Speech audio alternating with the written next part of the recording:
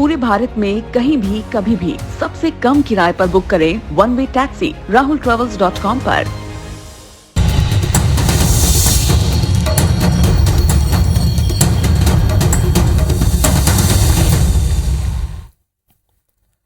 नमस्कार, मैं हूं राहुल सिन्हा। छत्तीसगढ़ के दिन भर का अपडेट लेकर हम हाजिर हैं, हमारा खास बुलेटिन लेकर, जहां खबरें रफ्तार से और विस्तार से होंगी। सबसे पहले आपको दिखाएंगे 5 मिनट में 50 खबरें, फिर एक एक मिनट में बड़ी खबरों का विस्तार से विश्लेषण होगा। तो चलिए अब शुरू करते हैं आपका पसंदीदा बुलेटिन, अब छत्तीसगढ़ की बारी।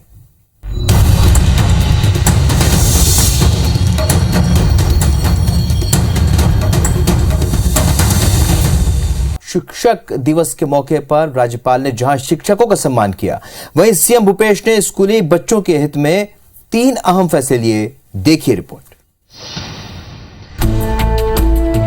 शिक्षक दिवस के मौके पर राज्यपाल अनुसुईया उइके और मुख्यमंत्री भूपेश बघेल ने साहित्यकारों के नाम पर 4 शिक्षकों को स्मृति पुरस्कार और 56 शिक्षकों को राज्य शिक्षक सम्मान से सम्मानित किया। सीएम भूपेश ने छात्र हित में 3 बड़े फैसले लिए, जिसके तहत अब सप्ताह में एक दिन स्कूल छत्तीसगढ़ी बोली को समर्पित रहेगा। डॉक्टर सर्वपल्ली राधाकृष्णन जी अपने जन्मदिन को शिक्षक दिवस के रूप में मनाने का आग्रह सभी साथियों से किया था। 16 प्रकार की भाषाओं का कार्य किया है। इस प्रदेश की जनता की ओर से आपको बहुत बहुत बधाई और शुभकामनाएं देती हूं। वहीं सीएम भूपेश ने बालवाड़ी योजना का भी शुभारंभ किया। 5 से 6 साल के बच्चों को खेल खेल में रोचक तरीके से शिक्षा दी जाएगी। आज 5000 बालवाड़ी का भी की शुरुआत की है। एक तरफ शिक्षकों का सम्मान तो दूसरी तरफ स्कूली बच्चों के हित में फैसले से शिक्षा के क्षेत्र में नई क्रांति प्रदेश में आएगी।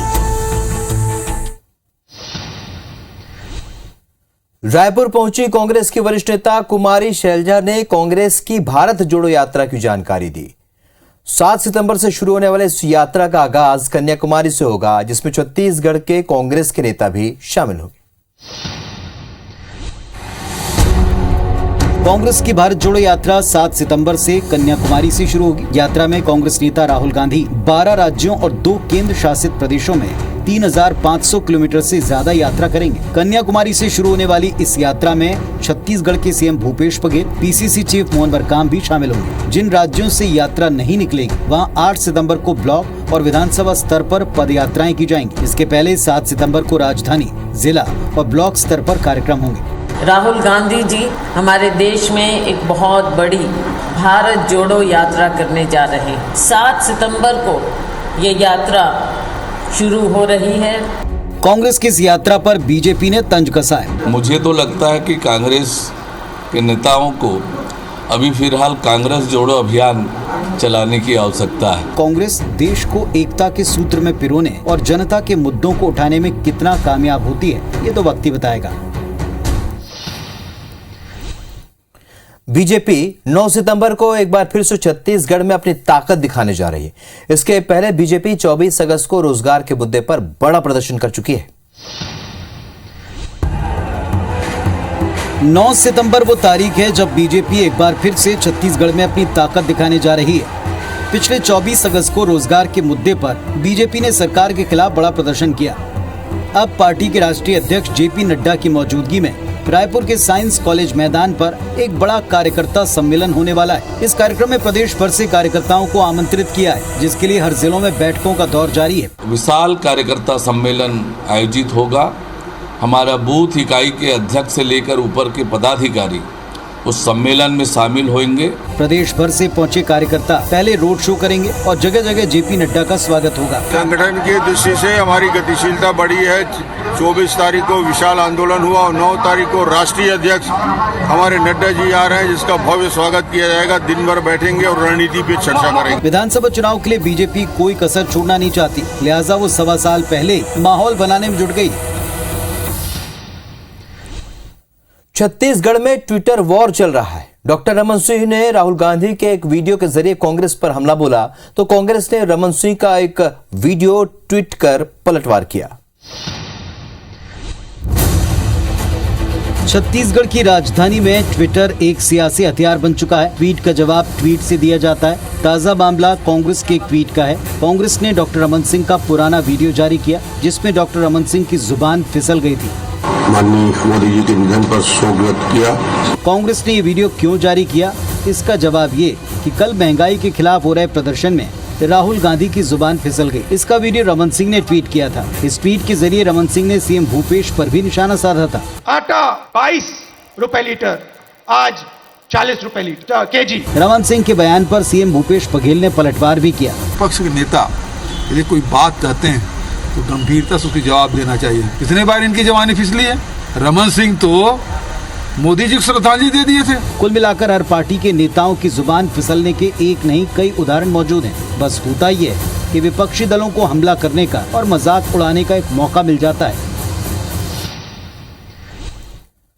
रायगढ़ जिले से अलग होकर बने नए जिले सारंगगढ़ ने सियासी समीकरण बिगाड़ दिया है। भाजपा इसे लेकर कांग्रेस पर तंज कस रही। 2 दिन पहले ही रायगढ़ से अलग होकर सारंगगढ़ 30वें जिले के रूप में अस्तित्व में आ गया है। जिला अलग होते ही रायगढ़ जिले का सरिया बरमकेला क्षेत्र भी अब सारंगगढ़ का हिस्सा हो गया है। इस इलाके के लोग लगातार नए जिले का विरोध कर रहे थे और ऐसे में इस क्षेत्र के 30,000 मतदाता अब सारंगगढ़ जिले के मतदाता हो गए हैं, जो कि सारंगगढ़ जिले में वोट करेंगे। कांग्रेस इन वोटरों को पार्टी का परंपरागत वोटर मानती है। कांग्रेस ने नए जिलों का निर्माण राजनीतिक लाभ लेने के लिए किया गया, न उन्होंने जन भावनाओं का आदर किया है, न लोगों ने उन जिलों के निर्माण में वहां आने वाली समस्याओं को ध्यान किया। बीजेपी ने कांग्रेस पर पलटवार करते हुए कहा कि जिला बदलने से कांग्रेस को कोई नुकसान नहीं होगा। हमारे भूपेश बघेल जी जो करते हैं, बोलते हैं, वो करते हैं और इसीलिए आज सभी जगह ये कहते हैं कि काका है तो भरोसा है। किस राजनीतिक दल को फायदा होगा और किसे नुकसान होगा, ये तो आने वाला वक्त बताएगा। छत्तीसगढ़ में शराबबंदी की मांग को लेकर बीजेपी महिला मोर्चा ने राज्य सरकार के खिलाफ मोर्चा खोल दिया है। प्रदेश भर में बीजेपी के 405 महिला मंडल ने शराब दुकानों के बाहर प्रदर्शन किया। महिलाओं ने खोला मोर्चा, शराबबंदी की मांग को लेकर प्रदर्शन। छत्तीसगढ़ के 405 मंडलों ने निकाली रैली, शराब दुकान के सामने बोला हल्ला। जी हाँ, शराबबंदी के लिए प्रदर्शन का ये नजारा रायपुर के तेली बांधा देसी शराब दुकान का है, जहां रायपुर जिला अध्यक्ष सीमा साहू के नेतृत्व में शराब दुकान के अंदर घुसकर नारेबाजी की गई। वहीं अंग्रेजी शराब दुकान का शटर गिरा दिया। ऐसा नजारा सोमवार को पूरे प्रदेश में रहा। शाम के ठीक 4 बजे प्रदेश भर के 405 मंडलों ने एक साथ रैली निकाली और शराब दुकान के सामने पहुंचकर प्रदर्शन भी किया। इलाके में शराब दुकान के सामने प्रदर्शन कर एसडीएम को ज्ञापन सौंपा गया। प्रदेश सरकार ने प्रदेश की जनता, खासकर महिलाओं से वादा खिलाफी की है, लिहाजा अब इस मुद्दे को लेकर पूरे प्रदेश भर में महिला मोर्चा प्रदर्शन कर रही है। उन्होंने राज्य सरकार से पूर्ण शराबबंदी की मांग की। छत्तीसगढ़ की राजधानी रायपुर में चाकूबाजी की घटनाएं थम नहीं रही हैं। सोमवार की सुबह मारा में एक युवक की चाकू से गोदकर हत्या कर दी गई। रायपुर में चाकूबाजी की एक और घटना सामने आई, जहां माना के रहने वाले विजेंद्र मार्कंडे को कुछ लोग सोमवार सुबह घर से उठा ले गए। सुनसान जगह पर ले जाकर विजेंद्र को आरोपियों ने ताबड़तोड़ चाकू भोंका, जिससे विजेंद्र की मौत हो गई। मोर घर से मोर लड़का ला उठा के लेके के मारती कार में ओला लेके के मार दी।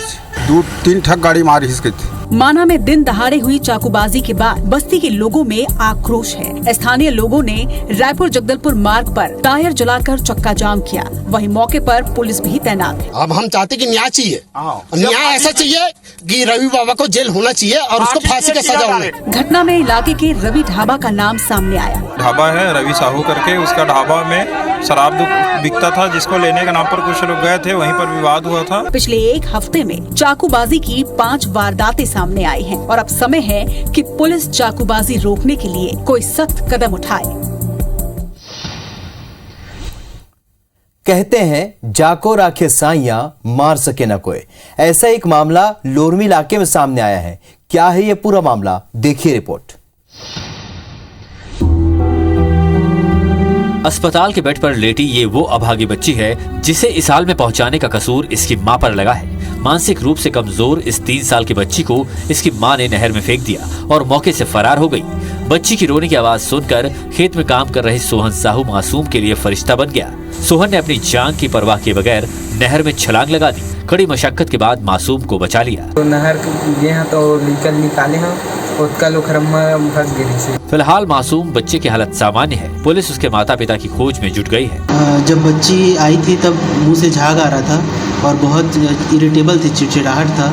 देखने में पाया गया कि 4 से 6 साल की है बच्ची। मानसिक रूप से थोड़ा विक्षिप्त लग रही है बच्ची। आखिर क्या मजबूरी रही होगी कि एक माँ अपने जिगर के टुकड़े को नहर में फेंकने को मजबूर हुई? ये कहना लाजमी है, वक्त का सितम है। जिंदगी पर कोई बेरहम है, लेकिन मंसूबे ये पूरे हों कायनात को कई दफा मंजूर ही नहीं। तो छत्तीसगढ़ की खबरों में फिलहाल इतना ही। आगे देखिए खबर 10 बजे। नमस्कार।